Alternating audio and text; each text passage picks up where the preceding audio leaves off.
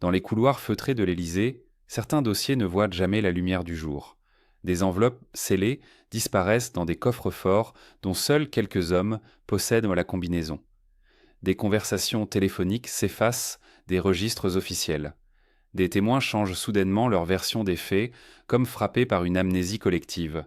L'automne 2018 fut l'un de ces moments où la République semblait vaciller sur ses fondations, alors qu'un scandale d'une ampleur inimaginable menaçait d'engloutir l'homme le plus puissant de France. Ce soir-là, dans un appartement discret du 16e arrondissement, 3 journalistes examinaient des documents que leurs sources venaient de leur remettre. Des feuillets annotés, des relevés bancaires, des échanges de courriels qui auraient dû rester dans l'ombre pour l'éternité. L'un d'eux, un reporter d'investigation chevronné qui avait couvert les plus grandes affaires d'État depuis 30 ans, blêmit en parcourant les premières pages. Ce qu'il tenait entre ses mains pouvait renverser un gouvernement, détruire une carrière politique fulgurante, ébranler la confiance des citoyens dans leurs institutions. Pourtant, cette histoire ne serait jamais publiée, du moins pas dans son intégralité. Quelques heures plus tard, des hommes en costume sombre se présentèrent aux rédactions des principaux médias français. Pas de menaces explicites, simplement des conversations à voix basse dans des bureaux aux portes closes, des rappels sur la responsabilité journalistique, la stabilité du pays, les intérêts supérieurs de la nation. Le lendemain matin, les serveurs informatiques de 2 grands quotidiens connurent une panne inexplicable. Des fichiers disparurent sans laisser de traces. Les sauvegardes elles-mêmes semblaient avoir été compromises par un virus fantôme qu'aucun expert ne put identifier avec certitude. Ce que le public français ne découvrit jamais, ce furent les véritables ramifications d'une affaire qui reliait le sommet de l'État à un réseau complexe d'influence, de transactions obscures et de loyauté inavouable. Une affaire si explosive qu'elle nécessita la mobilisation de tous les leviers du pouvoir pour être étouffée. Que contenaient réellement ces documents disparus ? Quels noms figuraient sur ces listes que personne ne devait voir ? Le 23 septembre 2018, à exactement 21h45, un homme en imperméable gris pénétra dans l'immeuble discret du 7e arrondissement de Paris. Les caméras de surveillance enregistrèrent son arrivée, mais le lendemain matin, ces enregistrements avaient mystérieusement disparu des serveurs. Cet homme portait une mallette noire qui contenait, selon les rares témoins encore vivants, des documents capables de faire trembler les fondations mêmes de la présidence française. Son nom était Alexandre Verneuil. Inspecteur des finances publiques pendant 23 ans, cet homme méticuleux et discret avait passé les 18 derniers mois à compiler des preuves d'une affaire si explosive que même prononcer son nom dans certains cercles provoquait un silence glacial. Verneuil travaillait sur un dossier concernant des transferts financiers suspects effectués entre 2015 et 2017, une période cruciale précédant l'ascension d'Emmanuel Macron vers l'Élysée. Ces transactions, toutes passées par des sociétés écrans basées au Luxembourg et aux îles Caïmans, représentaient un montant colossal de 47 millions d'euros. La destination finale de ces fonds demeurait officiellement inconnue. Mais Verneuil avait découvert quelque chose que personne n'aurait dû trouver.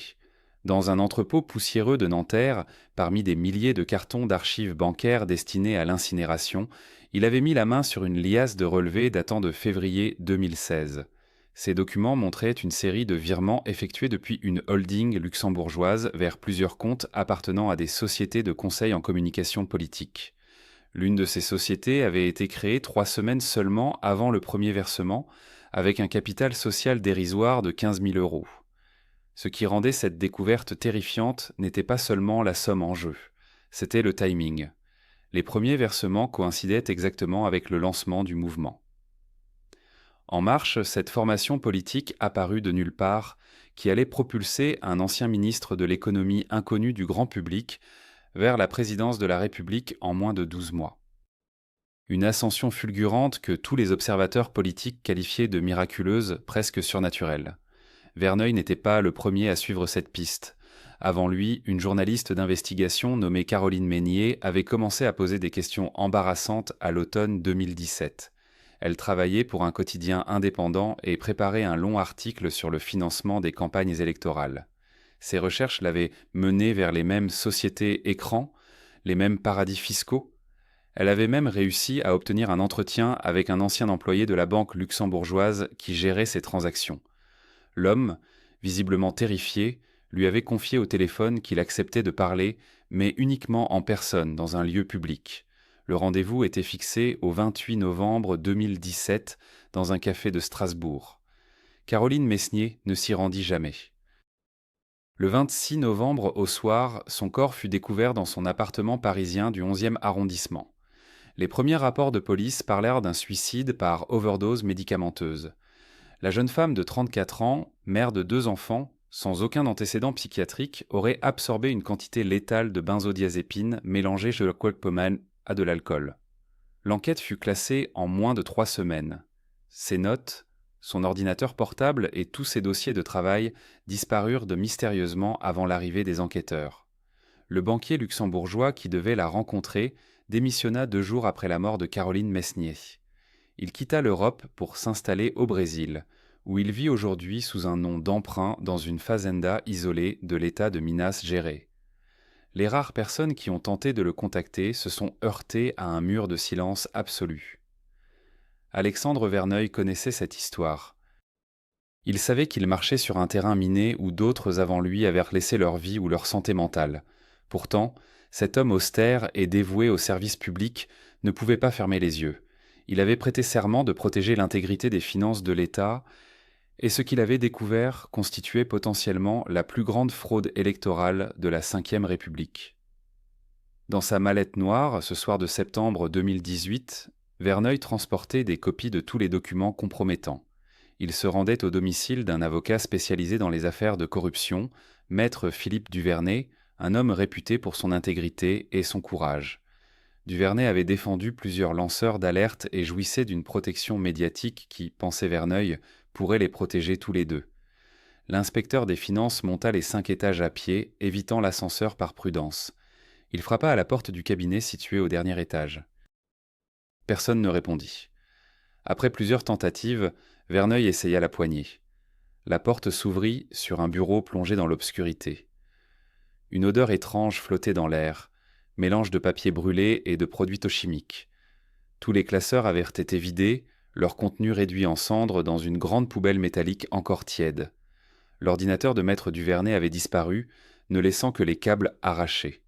Sur le bureau, une simple note manuscrite attendait, posée bien en évidence. Verneuil s'approcha, le cœur battant. Les mots étaient tracés d'une écriture tremblante, presque illisible. Ils formaient une phrase qui allait hanter l'inspecteur jusqu'à la fin de ses jours. La note disait simplement ceci. Ils savent tout. Partez maintenant. Détruisez tout. Ne me cherchez pas. PD. Maître Philippe Duvernay ne reparut jamais. Sa disparition fut officiellement signalée 5 jours plus tard par son épouse, mais l'enquête policière ne donna aucun résultat. L'homme semblait s'être volatilisé sans laisser la moindre trace. Ses comptes bancaires n'avaient enregistré aucun mouvement, son téléphone portable était éteint, sa voiture retrouvée intacte dans le parking souterrain de son immeuble. La mallette contenait 13 dossiers, 13 vies brisées, 13 secrets enterrés sous des couches de mensonges officiels et de silence médiatique. Celui qui connaît leur contenu exact ne respire plus l'air libre depuis cette nuit de septembre. Son nom était Alexandre Beaumont, ancien conseiller au ministère de l'Économie, un homme qui avait passé 27 années dans les couloirs du pouvoir. Un homme qui savait trop. 48 heures après sa visite nocturne dans l'immeuble du 7e arrondissement, Beaumont fut retrouvé mort dans son appartement de Neuilly-sur-Seine. La version officielle parlait d'une crise cardiaque foudroyante. Rien d'inhabituel pour un homme de 63 ans, stressé par des années de service. Pourtant, son médecin personnel, le docteur Émilie Fontaine, confia à sa sœur dans un message vocal jamais effacé que son patient jouissait d'une santé exceptionnelle et venait de passer un bilan complet 2 semaines auparavant. Le docteur Fontaine elle-même disparut 3 mois plus tard lors d'un prétendu accident de voiture sur l'autoroute en direction de Lyon. Les enquêteurs notèrent l'absence de traces de freinage. Dans les jours qui suivirent la mort de Beaumont, une information étrange circula dans les rédactions parisiennes. Un journaliste du quotidien Le Monde, Marc Duvivier, affirma avoir reçu un appel anonyme à 3 heures du matin. Une voix masculine, tremblante, lui avait murmuré une seule phrase avant de raccrocher brutalement. Cette phrase, Duvivier la nota immédiatement dans son carnet, celui-là même qui fut volé lors d'un cambriolage de son bureau la semaine suivante. mais il avait eu le temps d'en parler à 2 collègues. Les mots étaient les suivants. Cherchez Brigitte Moreau. Elle sait ce qui s'est vraiment passé à la Villa des Pins en juillet 2016. Brigitte Moreau. Ce nom n'évoquait rien pour le grand public.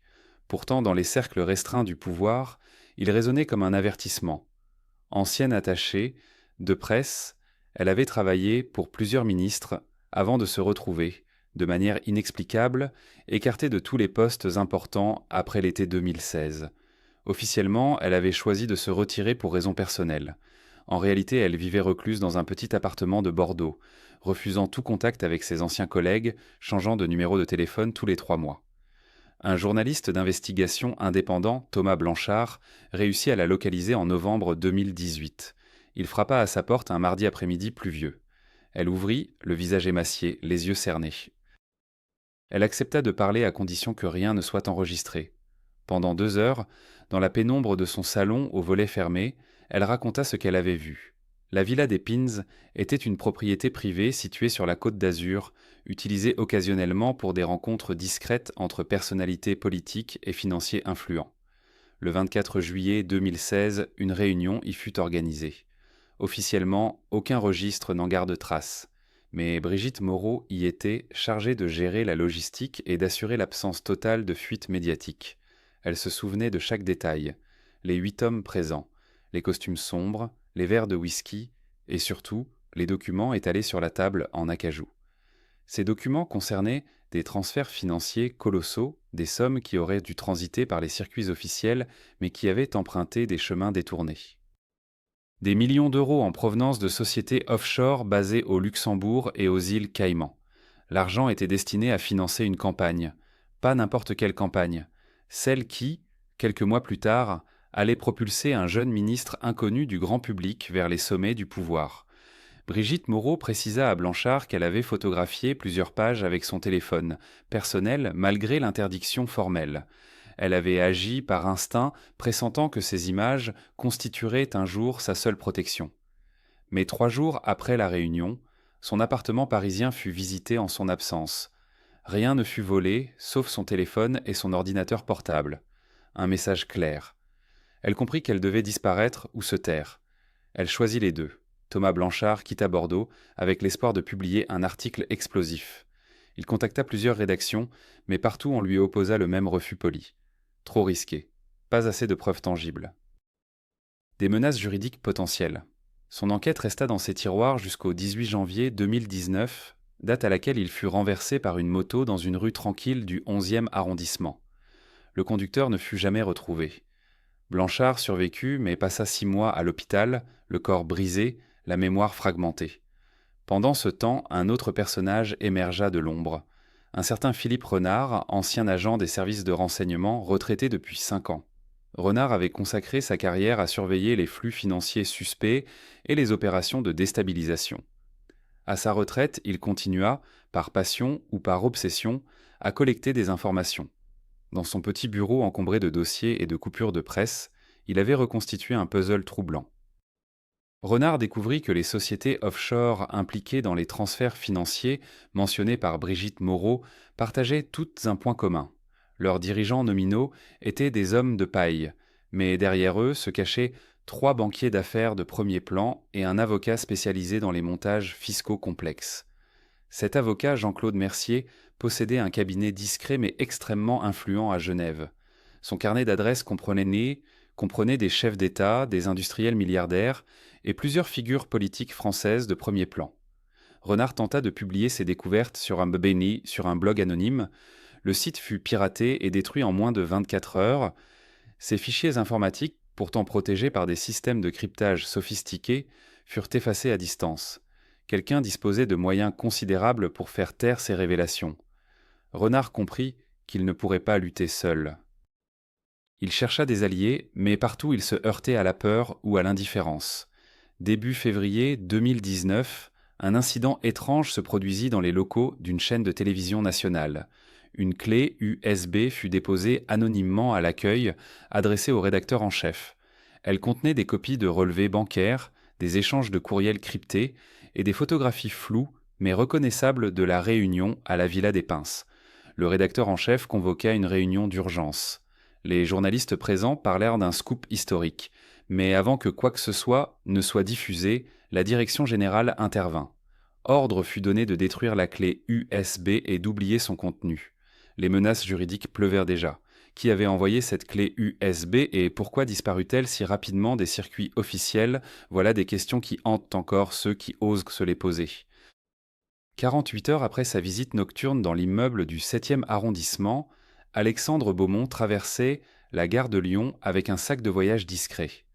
Les caméras de surveillance ont enregistré son passage à exactement 21h37. Il portait un imperméable beige, marchait d'un pas rapide sans regarder autour de lui. Destination: Marseille. Billet acheté en espèces, aucune réservation électronique. Les gestes d'un homme qui sait qu'on le traque.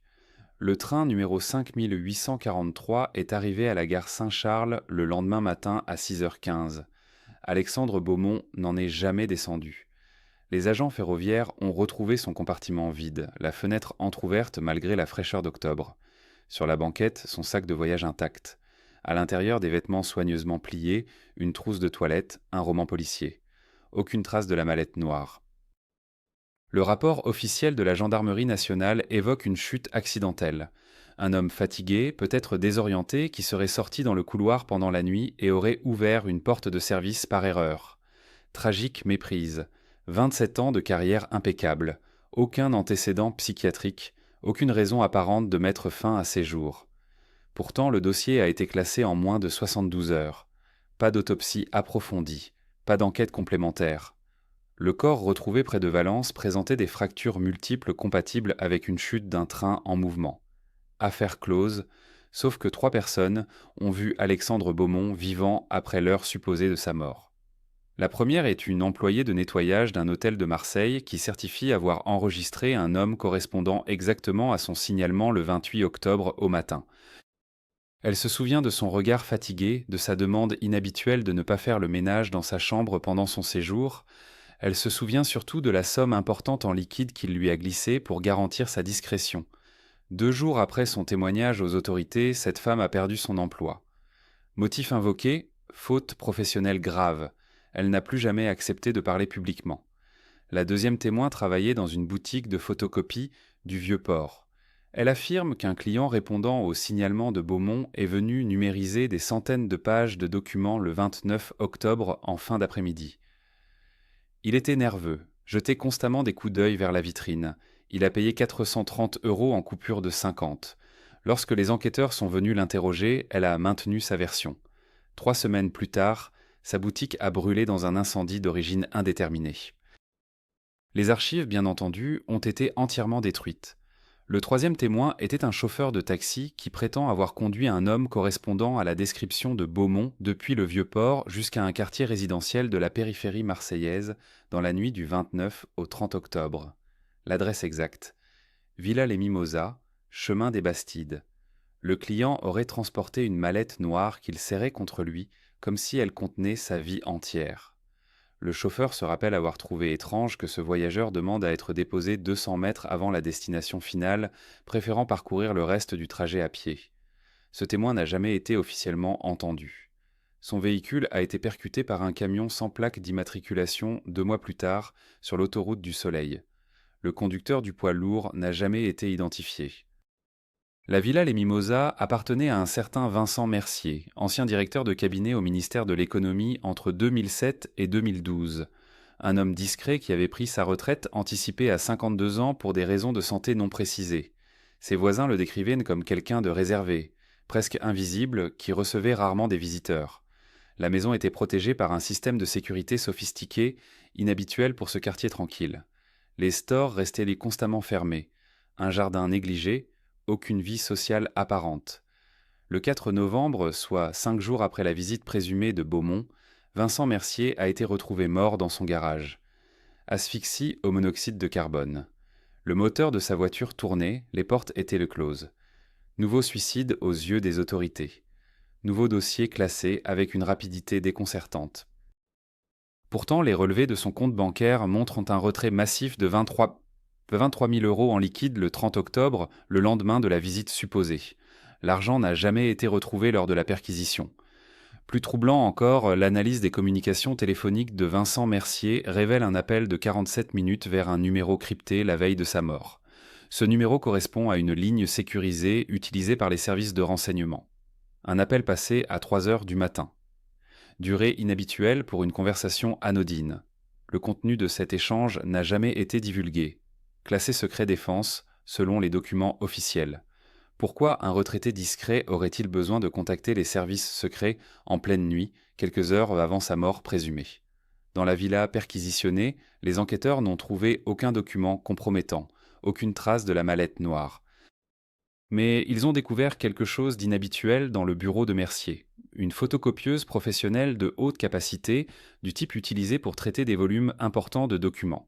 Le compteur interne indiquait 3826 copies effectuées dans les 48 heures précédant la découverte du corps. Le bac à papier était vide. Aucune copie n'a été retrouvée sur place, comme si quelqu'un avait méthodiquement fait disparaître toute trace de ce qui avait été reproduit. Les voisins de la villa ont mentionné un détail étrange aux gendarmes. Dans la nuit du 3 au 4 novembre, vers 2 heures du matin, ils ont entendu un véhicule s'arrêter devant la propriété de Mercier. Pas le bruit habituel d'une voiture de particulier, plutôt celui d'un utilitaire ou d'un fourgon. Le moteur est resté allumé pendant une vingtaine de minutes. Puis le véhicule est reparti sans que personne ne puisse distinguer sa couleur ou son modèle dans l'obscurité. Le lendemain matin, les poubelles de la villa avaient disparu. Emportées par ces visiteurs nocturnes, probablement, le service municipal de collecte des ordures a confirmé ne pas être passé cette nuit-là. Un détail technique a particulièrement intrigué un expert indépendant consulté officieusement par une journaliste locale.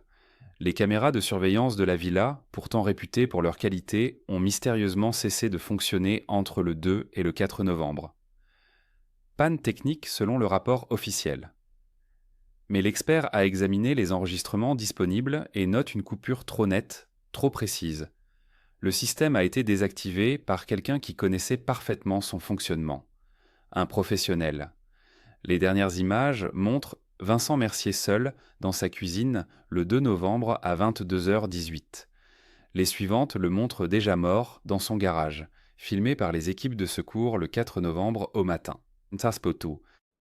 Entre ces deux moments, 40 heures d'un vide électronique total. La journaliste qui s'est penchée sur cette affaire s'appelait Nathalie Giraud. Elle travaillait pour un quotidien régional de Marseille, spécialisé dans les faits divers et les enquêtes de proximité. Elle avait commencé à établir des connexions troublantes entre la disparition de Beaumont et la mort de Mercier. Elle avait même retrouvé la trace de la boutique de photocopie, interrogé l'employé de l'hôtel avant son licenciement. Son carnet de notes contenait des dizaines de questions sans réponse, des numéros de téléphone, des adresses à vérifier. Elle préparait un article de fond qui devait paraître dans l'édition du dimanche 15 novembre. L'article n'a jamais été publié. À Marseille, Alexandre Beaumont ne s'est pas rendu dans un hôtel. Les images des caméras municipales montrent qu'il a quitté la gare Saint-Charles par la sortie nord, puis a disparu dans le dédale des ruelles du Panier. Un quartier où les regards se détournent facilement, où les questions restent sans réponse. Mais quelqu'un d'autre était descendu du même train, 3 wagons derrière lui. Un homme aux lunettes sombres qui a immédiatement composé un numéro sur son téléphone portable. Cette silhouette n'apparaît dans aucun rapport officiel. Le lendemain matin, vers 7h15, le corps d'un homme a été découvert dans une impasse de la rue des Repentis. Visage tuméfié, portefeuille disparu. La police locale a conclu à une agression pour vol. Affaire classée en 48 heures. Sauf que cet homme portait les mêmes vêtements qu'Alexandre Beaumont la veille. Imperméable beige, chaussures anglaises identiques.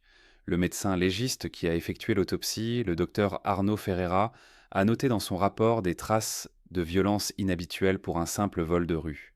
Fractures multiples, signes de torture. Ce rapport n'a jamais été transmis aux autorités judiciaires parisiennes. 3 semaines plus tard, le docteur Ferreira a été retrouvé mort dans son appartement de la Belle de Mai. Crise cardiaque, selon le certificat de décès. Il avait 42 ans, pratiquait le marathon, aucun antécédent médical.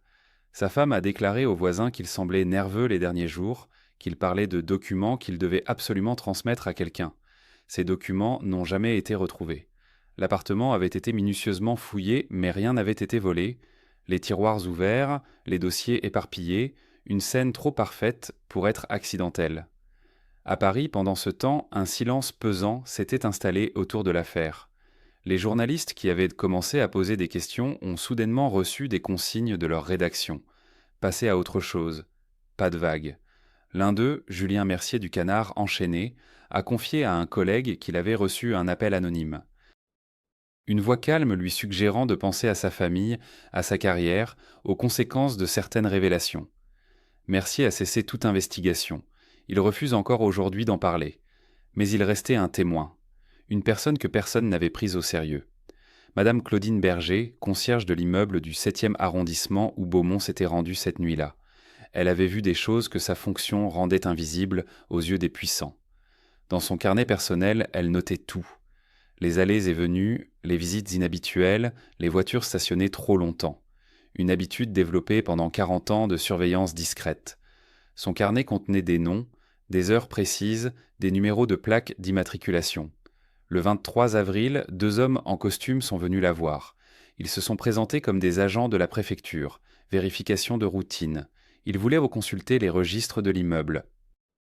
Madame Berger leur a montré le cahier officiel, celui que tout le monde peut voir. Mais elle n'a pas mentionné son carnet personnel, celui qu'elle gardait caché dans une boîte à chaussures sous son lit. Quelque chose dans le regard de ces hommes l'avait mise en alerte. Ils sont repartis après une demi-heure, mais elle a remarqué qu'ils sont restés dans leur voiture, garée en face, pendant encore 3 heures. Cette nuit-là, Claudine Berger a pris une décision. Elle a glissé son carnet dans une enveloppe épaisse, l'a scellé avec du ruban adhésif, et l'a confié à sa nièce, qui vivait à Bordeaux. Avec une instruction claire, si quelque chose lui arrivait, transmettre l'enveloppe à un avocat dont elle avait noté l'adresse. Maître François Dumoulin, spécialisé dans les affaires sensibles, connu pour ne pas céder aux pressions. La nièce a accepté sans vraiment comprendre l'urgence. 2 jours plus tard, Madame Berger ne s'est pas présentée à son travail. Le propriétaire de l'immeuble a fait ouvrir sa loge. Elle gisait sur le sol de sa cuisine, victime apparente d'une chute. Traumatisme crânien. Les secours ont constaté le décès. Là encore, aucune enquête approfondie. Une femme de 68 ans, un accident domestique banal. Sauf que Madame Berger ne buvait pas, ne prenait aucun médicament qui aurait pu provoquer un malaise. Et surtout, ses voisins ont entendu des voix cette nuit-là. Des éclats de conversation, une dispute peut-être, puis un bruit sourd. Mais personne n'a osé témoigner officiellement. L'enveloppe est parvenue à Maître Dumoulin 3 semaines après la mort de Claudine Berger. En l'ouvrant, l'avocat a immédiatement compris qu'il tenait entre ses mains quelque chose de dangereux. Le carnet contenait des détails qui reliaient directement certaines personnalités politiques à l'immeuble du 7e arrondissement. Des noms figurant aujourd'hui au plus haut niveau de l'État. Des dates qui correspondaient à des moments clés de la campagne présidentielle de 2017. Des annotations sur des visiteurs nocturnes, des réunions secrètes, des enveloppes échangées. Maître Dumoulin a photocopié l'intégralité du carnet. Il a placé l'original dans un coffre bancaire en Suisse, une précaution qu'il avait prise pour d'autres affaires, ça se pense sensible, puis il a contacté un journaliste indépendant, Paul Sévran, qui travaillait pour un média en ligne réputé pour ses enquêtes sans compromis. Ils se sont rencontrés dans un café discret de Belleville, un après-midi de mai. Sévran a parcouru les photocopies, son visage devenant de plus en plus grave. Il a murmuré qu'il faudrait vérifier chaque détail, croiser les sources, mais que si tout se confirmait, l'affaire pouvait faire tomber des têtes. Pourtant, l'article n'est jamais paru. Le site pour lequel travaillait Sévran a subi une attaque informatique massive 3 jours avant la publication prévue. Serveur détruit, sauvegarde effacée, fichiers corrompus, une attaque d'une sophistication inhabituelle selon les experts en cybersécurité, le genre d'opération qui nécessite des moyens considérables et une expertise militaire. Sévran a perdu toutes ses notes, tous ses enregistrements, toutes ses preuves numériques. Il n'avait conservé qu'une seule copie papier, cachée chez lui.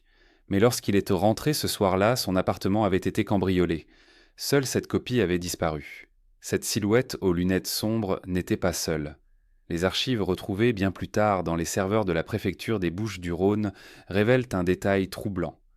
Ce soir-là, dans le quartier du Panier, 4 équipes distinctes suivaient Alexandre Beaumont. 4 groupes qui ne se connaissaient pas, qui n'avaient pas été coordonnés, qui travaillaient chacun pour un commanditaire différent. La première équipe appartenait à la Direction générale de la sécurité intérieure. La deuxième portait les codes d'identification de la Direction du renseignement et de la sécurité de la défense. La troisième n'avait aucun badge officiel, mais leur téléphone émettait vers une adresse située à 200 mètres de l'Élysée. Quant à la quatrième, elle restait un mystère absolu. Un document marqué du sceau rouge confidentiel Défense, daté du 18 octobre 2016, mentionne une opération baptisée Mercure Noir. L'objectif déclaré consistait à surveiller les mouvements d'un individu présentant un risque pour la sécurité nationale. Le nom de cet individu avait été noirci au marqueur épais sur toutes les pages, mais les coordonnées GPS correspondaient exactement au trajet d'Alexandre Beaumont entre Paris et Marseille. Le document précisait également qu'aucune arrestation ne devait avoir lieu, qu'aucun contact direct ne devait être établi. La mission se limitait à observer, photographier, enregistrer. Pourquoi une telle prudence pour un simple attaché parlementaire qui avait démissionné 3 semaines plus tôt? Dans une rue étroite du Panier, Alexandre s'était arrêté devant une porte bleue délavée par le soleil méditerranéen. Il avait frappé selon un rythme précis. 3 coups rapides, une pause, 2 coups lents. La porte s'était ouverte presque instantanément. À l'intérieur se trouvait une femme d'une 50aine d'années, cheveux gris courts, regard acéré. Son nom, Véronique Dulac, ancienne magistrate radiée de l'ordre en 2012 pour avoir, selon les termes officiels, outrepassé ses prérogatives dans une enquête sensible. Mais ce que les documents officiels ne disaient pas, c'est que cette enquête concernait justement les financements occultes de plusieurs campagnes électorales majeures. Véronique Dulac avait découvert des transferts bancaires en provenance d'un paradis fiscal antillais, des sociétés écrans enregistrées à Nassau, des prêts fictifs contractés auprès d'établissements dont les actionnaires principaux résidaient à Moscou. Les écoutes téléphoniques, dont l'existence même est toujours niée par les autorités, révèlent un dialogue glaçant entre Alexandre et Véronique ce soir-là. Ils parlaient de documents, de preuves, de noms qui feraient trembler les fondations du pouvoir. Alexandre avait apporté une clé USB contenant, selon ses propres mots, de quoi faire tomber tout l'édifice. Véronique l'avait mise en sécurité dans un coffre dont elle seule connaissait l'emplacement. Puis elle avait prononcé une phrase qui résonne encore aujourd'hui avec une intensité particulière. Si quelque chose m'arrive, tout sera automatiquement publié sur 12 serveurs répartis dans 8 pays différents. 3 jours plus tard, le 21 octobre 2016, Véronique Dulac était retrouvée morte dans son appartement. La version officielle parlait d'une crise cardiaque foudroyante. Aucune autopsie n'avait été pratiquée, le corps avait été incinéré dans les 48 heures suivant le décès, à la demande, affirmait-on, de sa famille. Sauf que Véronique Dulac n'avait plus de famille vivante depuis la mort de sa mère en 2009. Le certificat de décès portait la signature d'un médecin légiste qui, curieusement, avait pris sa retraite anticipée 2 mois plus tard et s'était installé dans une villa sur la Côte d'Azur d'une valeur estimée à 3 millions d'euros. Pour un fonctionnaire dont le salaire mensuel dépassait à peine 4 000 euros, cet enrichissement soudain posait question. Alexandre Beaumont avait appris la nouvelle par un message crypté sur une application sécurisée. Il se trouvait alors à Lyon, dans une chambre d'hôtel anonyme du quartier de la Guillotière. Les caméras de l'établissement montrent qu'il est sorti précipitamment à 23h45, qu'il a marché pendant près de 2 heures dans les rues désertes, changeant plusieurs fois de direction, s'arrêtant brusquement pour vérifier s'il était suivi. À un moment, il est entré dans une cabine téléphonique, une de ces reliques du siècle passé qu'on trouve encore dans certains quartiers. Il a composé un numéro long, probablement international. La conversation a duré exactement 7 minutes. Puis il est retourné à son hôtel, a réglé sa note en espèces et a disparu. Le lendemain matin, un incendie se déclarait dans l'immeuble marseillais où avait vécu Véronique Dulac. Le feu avait pris naissance exactement dans son appartement. Les pompiers ont mis 3 heures pour maîtriser les flammes. Quand ils ont pu enfin pénétrer dans les lieux, il ne restait rien. Pas de meubles reconnaissables, pas de documents, pas de traces du fameux coffre dont avait parlé l'ancienne magistrate. Les experts en incendie criminel ont conclu à un départ accidentel, probablement une défaillance électrique. Mais un pompier, qui a préféré garder l'anonymat, a confié à un journaliste local avoir senti une odeur caractéristique d'accélérant, un mélange de kérosène et d'essence qui ne laisse pratiquement aucune trace après combustion complète. Pendant ce temps, dans les couloirs feutrés de l'Élysée, une réunion extraordinaire se tenait dans le bureau situé au premier étage de l'aile Est. 5 personnes d'y participaient. Leurs noms n'apparaissent sur aucun registre officiel, leurs visages n'ont été captés par aucune caméra de sécurité. Pourtant, un garde républicain en poste ce jour-là se souvient parfaitement de leur arrivée. Ils sont venus séparément à intervalles de 15 minutes, chacun par une entrée différente. Ils sont restés enfermés pendant 4 heures. Quand ils sont repartis, toujours séparément, l'un d'eux transportait une mallette métallique qu'ils n'avaient pas à l'arrivée. Cette mallette a été vue le soir même à l'aéroport d'Orly, dans les mains d'un homme embarquant sur un vol privé à destination de Genève. Les services de renseignement suisses, qui collaborent discrètement avec leurs homologues français dans certains dossiers sensibles, ont transmis une note confidentielle mentionnant l'arrivée de cette mallette dans un établissement bancaire de la Bahnhofstrasse, la rue la plus sécurisée de Zurich. Le destinataire était une fondation enregistrée au Liechtenstein sous le nom de Fondation pour la préservation du patrimoine culturel européen. Une entité parfaitement légale en apparence, dont les statuts mentionnaient des activités philanthropiques et la restauration de monuments historiques. Mais les investigations menées plus tard révélèrent que cette fondation n'avait jamais financé le moindre projet culturel. En revanche, elle avait effectué des virements réguliers vers des comptes situés dans 5 pays différents, toujours pour des montants juste en dessous des seuils déclenchant les alertes automatiques des systèmes de surveillance financière. Alexandre Beaumont savait tout cela. Les documents qu'il détenait contenaient les preuves, les relevés bancaires, les contrats signés, les accords secrets. Il savait aussi que chaque heure qui passait réduisait ses chances de survie. Quelque part, entre Lyon et une destination inconnue, il avait pris une décision.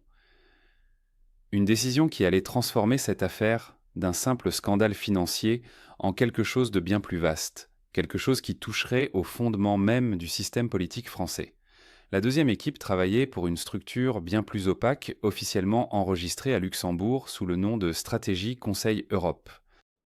Les registres commerciaux indiquent une société de consulting en relations publiques fondée en 2012, dirigée par un certain Philippe Marchand, ancien conseiller au cabinet du Premier ministre. Mais les factures retrouvées dans les archives numériques de la banque Rothschild racontent une histoire différente. Stratégie, conseil. Europe facturait ses prestations entre 50 000 et 200 000 euros, le soit 1 000 euros par mois, toujours pour des missions floues, des analyses de risques politiques, des évaluations de réputation. Les versements provenaient d'un fonds fiduciaire basé aux îles Caïmans, lui-même alimenté par 3 sociétés écrans dont les bénéficiaires réels restaient impossibles à identifier. Cette nuit du 27 avril, les 2 agents de Stratégie Conseil Europe suivaient Alexandre Beaumont depuis son départ du restaurant Le Miramar. Leur rapport, rédigé sur un document sans en-tête, est retrouvé dans un coffre-fort à Genève après la mort subite de Marchand en 2018, décrit avec une précision chirurgicale chaque mouvement du journaliste. 21h42, le sujet quitte le restaurant. 21h47, il emprunte la rue de la République en direction du Vieux-Port. 21h53, il s'arrête devant une cabine téléphonique, compose un numéro, raccroche après 13 secondes sans avoir parlé. Ce dernier détail fascine encore aujourd'hui les enquêteurs. Un appel de 13 secondes vers un numéro qui s'est révélé être celui d'un standard de l'Élysée, ligne directe du secrétariat particulier. 13 secondes pendant lesquelles personne n'a décroché ou pendant lesquelles quelqu'un a écouté en silence. La troisième équipe portait les couleurs d'un autre monde. 2 hommes, anciens militaires reconvertis dans la sécurité privée, employés par le groupe Sentinelle International. Cette société britannique, aux ramifications dans 17 pays, s'était spécialisée dans ce que les professionnels appellent pudiquement la protection d'actifs immatériels. Derrière cette formule se cachait une réalité plus sombre: espionnage industriel, surveillance de lanceurs d'alerte, intimidation légale de journalistes gênants. Les archives judiciaires londoniennes révèlent que Sentinelle avait été engagé cette année-là par au moins 3 grands groupes français du CAC 40, tous exposés dans les révélations que préparait Beaumont sur les circuits de financement politique.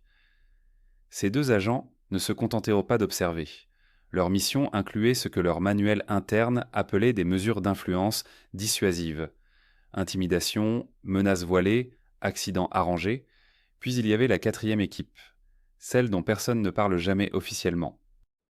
Celle qui n'apparaît dans aucun registre, aucun budget, aucun organigramme. 2 personnes qui se déplaçaient avec une efficacité fantomatique, sans laisser de traces numériques, sans téléphone portable, sans carte bancaire. Les caméras de surveillance de Marseille les ont capturés par hasard, toujours à distance, toujours en périphérie du champ de vision. Un homme d'une 50aine d'années, cheveux gris coupés courts, blouson de cuir, Une femme plus jeune, allure sportive, lunettes à monture fine. Pendant des mois après les événements, les services de renseignement français ont tenté d'identifier ces deux ombres. En vain. Jusqu'à ce qu'un ancien officier de la DGSE, retraité en Bretagne sous une identité d'emprunt, confie à un journaliste canadien en 2020 que ces deux personnes correspondaient au profil d'une cellule très particulière, une structure qui n'existe officiellement nulle part, mais que tous les services connaissent pas sous le nom de code Groupe Novembre. Le Groupe Novembre. Ce nom circule dans les couloirs sécurisés depuis les années 90, jamais mentionné dans les débats parlementaires, jamais évoqué lors des commissions de contrôle. Une dizaine d'opérationnels triés parmi les meilleurs éléments du renseignement et des forces spéciales, financés par un budget noir prélevé sur les fonds spéciaux de Matignon, activés uniquement dans les situations où la sécurité de l'État exigeait des méthodes que la loi n'autorisait pas. Officiellement, cette structure avait été dissoute en 2003 après un scandale impliquant la surveillance illégale de magistrats. Officieusement, elle avait simplement changé de nom, de méthode de financement, de couverture. Cette nuit-là, dans les ruelles étroites du Panier, 4 groupes convergeaient vers le même homme sans se croiser, sans se gêner, comme les rouages d'une machine dont personne ne contrôlait l'ensemble. Alexandre Beaumont marchait vers son appartement sans se douter qu'il était devenu le centre d'un balai mortel. Les rapports retrouvés montrent que la DGSI voulait simplement savoir avec qui il était en contact. Stratégie, conseil. Europe cherchait à identifier ses sources pour les neutraliser par des moyens légaux. Sentinelle International avait pour instruction de créer un incident mineur, un accident de moto par exemple, suffisant pour hospitaliser Beaumont quelques semaines et faire échouer son reportage prévu pour le journal de 20h du surlendemain. Mais le groupe Novembre avait reçu une directive différente, une directive qui ne laissait aucune place à l'interprétation. Dans les archives numériques saisies lors d'une perquisition à Luxembourg en 2019, les enquêteurs ont découvert un échange crypté daté du 26 avril. 3 lignes seulement. Objet Beaumont, niveau rouge, traitement définitif autorisé si exposition imminente. Le message portait un identifiant de serveur qui remontait à une adresse IP située à Paris, dans le 8e arrondissement, à 200 mètres de l'Élysée. Les experts en cybercriminalité ont formellement établi que ce message avait été envoyé depuis un terminal sécurisé du palais présidentiel. Pas depuis un bureau secondaire, pas depuis une annexe administrative. Depuis le cœur même du pouvoir. Ce qui allait se produire dans les heures suivantes dépassait le simple accident, la simple neutralisation. Quelqu'un avait décidé qu'Alexandre Beaumont représentait un danger tel que sa disparition était devenue nécessaire. Quelqu'un qui disposait du pouvoir d'activer le groupe Novembre. Quelqu'un qui savait exactement ce que contenaient les dossiers que le journaliste s'apprêtait à rendre publics. Le 23 novembre 2017, à 22h30 précise, une ambulance s'arrêtait devant l'immeuble cossu du 16e arrondissement parisien où résidait Julien Moreau, journaliste d'investigation pour Le Canard enchaîné. Les voisins se souviennent du bruit des sirènes déchirant le silence de cette nuit brumeuse. Moreau avait passé les 3 dernières semaines à compiler des preuves concernant les transferts financiers de Stratégie Conseil Europe. Son corps fut retrouvé dans son bureau, effondré sur le clavier de son ordinateur. Le rapport médical mentionne une crise cardiaque foudroyante. Il avait 38 ans, pratiquait la course à pied chaque matin et ne présentait aucun antécédent cardiaque connu. Ce qui rend cette mort particulièrement troublante, c'est que Moreau avait téléphoné à son rédacteur en chef 4 heures avant sa disparition. Selon le témoignage de celui-ci, recueilli confidentiellement, le journaliste semblait agité, presque euphorique. Il affirmait détenir la preuve irréfutable d'un système de blanchiment impliquant directement des proches du président. Il parlait de documents bancaires montrant comment des fonds versés par des oligarques russes et des hommes d'affaires qataris transitaient par des structures offshore avant d'alimenter les caisses de campagne électorale. Il promettait de transmettre l'intégralité de son dossier le lendemain matin. Ces documents ne furent jamais retrouvés. Quand la police pénétra dans son appartement, le disque dur de son ordinateur principal avait été effacé, les sauvegardes cloud avaient été vidées et ses carnets de notes personnelles manquaient à l'appel. 3 jours après la mort de Moreau, Sophie Delorme, l'informaticienne qui avait extrait les fichiers cryptés des serveurs de la banque Rothschild pour le compte d'une source anonyme, quitta précipitamment Paris. Elle avait réservé un billet d'avion pour Montréal sous un nom d'emprunt.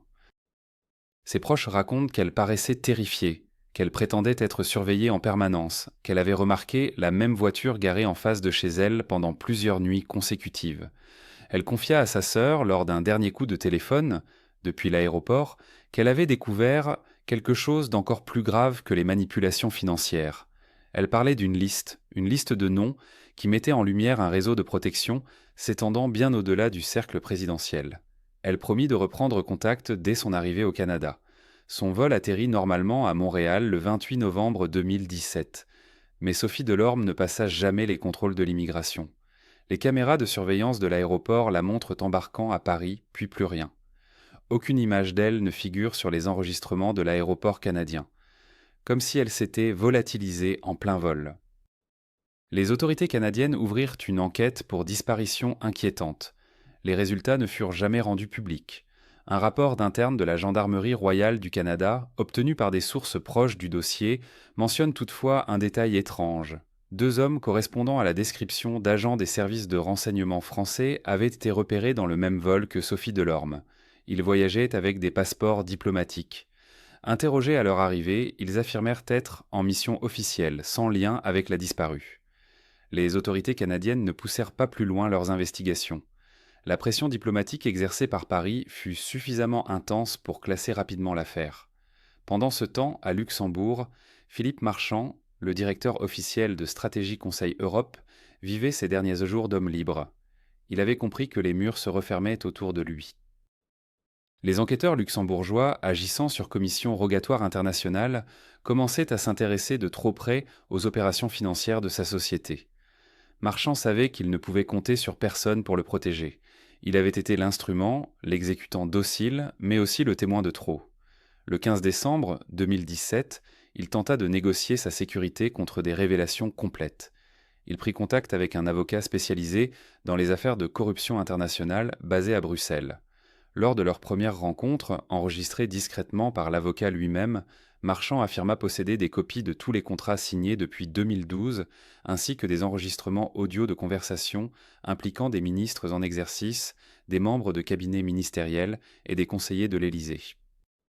Il évoqua notamment une réunion tenue en janvier 2017, quelques semaines avant le premier tour de l'élection présidentielle, au cours de laquelle furent discutées les modalités précises du versement de plusieurs millions d'euros destinés à financer une campagne de désinformation massive sur les réseaux sociaux. Marchand ne donna jamais suite à cette première rencontre.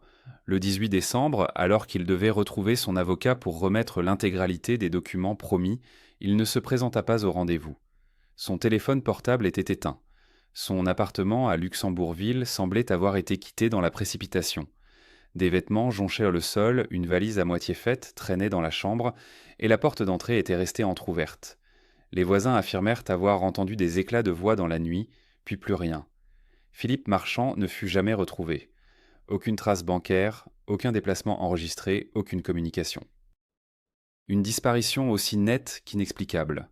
Ces 3 événements survenus en l'espace de moins d'1 mois soulevèrent des questions au sein même des services de renseignement français.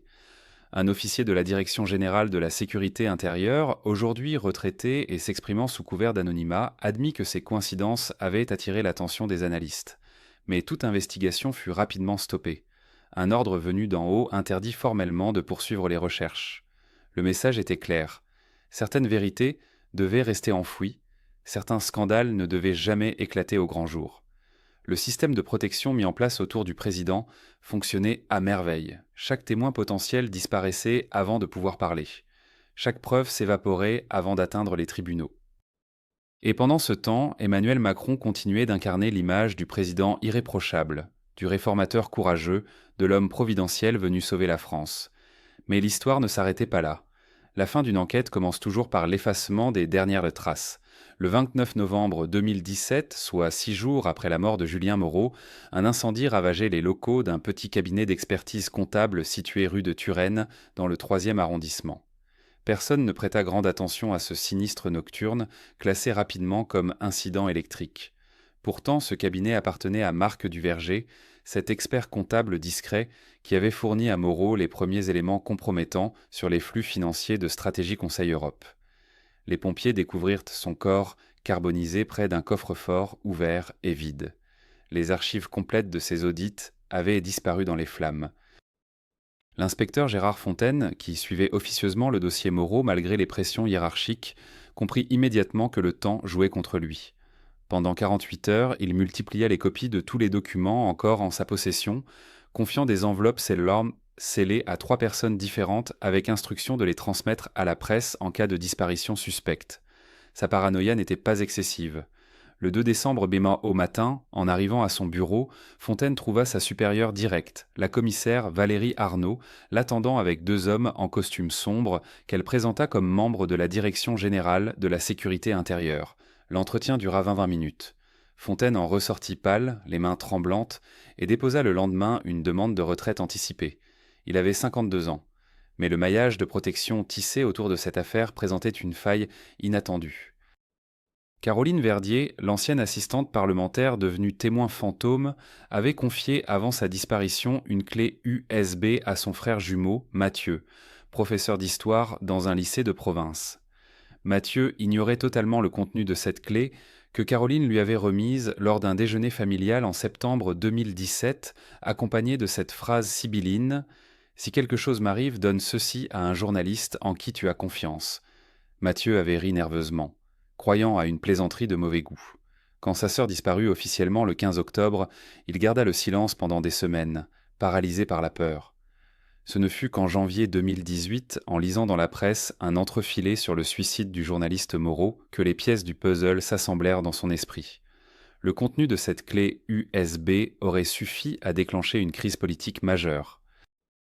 Elle contenait 347 pages de documents numérisés, relevés bancaires annotés de la main même de Caroline, captures d'écran d'échanges de courriels entre membres du cabinet présidentiel et représentants de Stratégie Conseil Europe. Tesimontian Aesteki, enregistrements audio de conversations téléphoniques où des voix reconnaissables évoquaient des compensations financières pour services rendus pendant la campagne. L'un de ces enregistrements datait du 8 mai 2017, jour même de la prise de fonction présidentielle. On y entendait distinctement un interlocuteur demander quand les premières parts promises dans le fonds d'investissement luxembourgeois seraient transférées et une voix répondant avec assurance que tout serait régularisé avant la fin du mois de juin. Mathieu Verdier contacta un avocat spécialisé dans la protection des lanceurs d'alerte. Ensemble, ils élaborèrent une stratégie de divulgation progressive. Mais l'avocat en question, Maître Philippe Rossignol, commit une erreur fatale. Il mentionna l'existence de ces documents lors d'un déjeuner avec un confrère qu'il croyait fiable.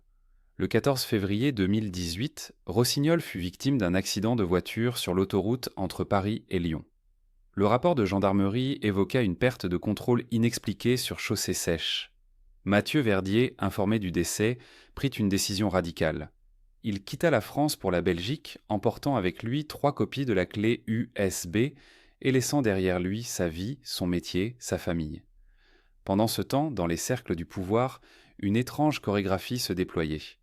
3 conseillers de l'Élysée démissionnèrent coup sur coup entre janvier et mars 2018, officiellement pour raisons personnelles. Parmi eux figurait Alain Mercier, directeur adjoint de cabinet, celui-là même que Caroline Verdier assistait. Sa lettre de démission, sobre et dénuée d'émotion, fut publiée sans commentaire. Mercier accepta immédiatement un poste grassement rémunéré au sein d'un fonds d'investissement basé à Dubaï. Il n'accorda plus jamais d'interview à la presse française et refusa systématiquement tout contact avec les médias. Son profil sur les réseaux sociaux professionnels fut désactivé le jour même de son départ. Au même moment, un journaliste belge francophone, Thomas Delcourt, reçut un courriel anonyme contenant un lien vers un espace de stockage en ligne sécurisé. Le message était bref. Vous trouverez ici des éléments sur une affaire française que les médias parisiens ne peuvent pas traiter. Vérifiez tout, mais agissez vite. Delcourt Wansati Echiseta Kolotecourt, journaliste chevronné spécialisé dans les enquêtes politiques européennes, passa 3 semaines à authentifier les documents. Il fit appel à des experts en analyse vocale, à des informaticiens pour vérifier l'intégrité des métadonnées, à des spécialistes de la finance pour décrypter les montages complexes révélés par les relevés bancaires. Chaque vérification confirmait l'authenticité des pièces. Le 10 mars 2018, Delcourt était prêt à publier. Mais 24 heures avant la publication prévue, le rédacteur en chef du quotidien belge reçut un appel téléphonique de l'ambassade de France à Bruxelles. La conversation dura 40 minutes. Personne ne sut jamais exactement ce qui fut dit, mais le résultat fut sans appel. La publication fut reportée sine die pour vérification complémentaire. Delcourt, furieux, menaça de démissionner. Son supérieur lui expliqua avec gêne que des questions de sécurité nationale française étaient en jeu, que des canaux diplomatiques avaient été activés, que la prudence s'imposait. Le journaliste comprit alors que même au-delà des frontières, certaines vérités demeuraient intouchables. Pourtant, l'information commença à filtrer par des voies détournées. Des forums en ligne, des blogs anonymes, des comptes sur les réseaux sociaux relayèrent des fragments des révélations.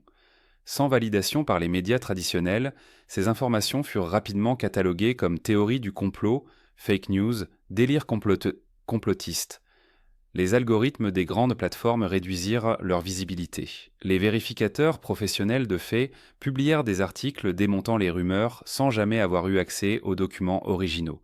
Le système immunitaire médiatique fonctionna à la perfection, neutralisant la menace avant qu'elle ne contamine le discours public mainstream. En avril 2018, Mathieu Verdier accepta finalement de rencontrer un documentariste indépendant dans un café de Bruxelles. L'homme enregistra pendant 4 heures le témoignage détaillé de Mathieu, examina les documents, filma la clé USB et son contenu. Le documentaire fut achevé en juillet. Aucune chaîne de télévision française n'accepta de le diffuser. 2 festivals de documentaires refusèrent de le sélectionner, évoquant des problèmes juridiques potentiels.